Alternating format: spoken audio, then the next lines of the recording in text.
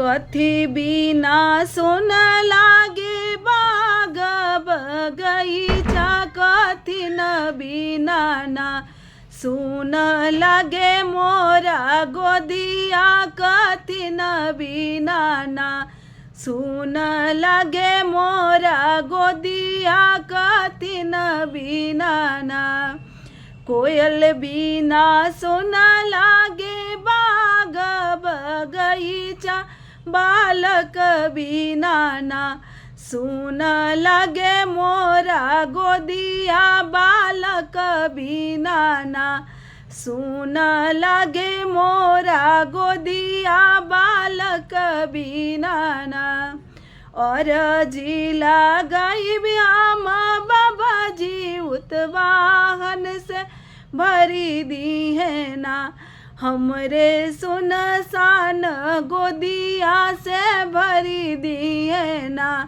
हमरे सुनसान गोदिया से भरी दी है ना।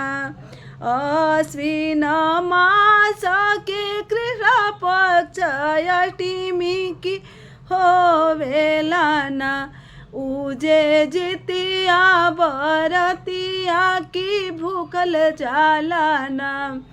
अश्विन मास के कृष्ण पक्ष अष्टमी की भूखल जाला ना, उजे जितिया बरतिया से होवेला ना।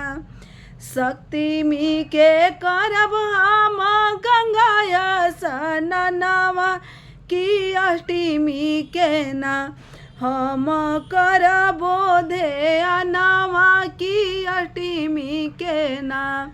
सप्तमी के करब हम गंगा स्नानवा की अष्टमी के ना, भूख बजितिया बरतिया से अष्टमी के ना।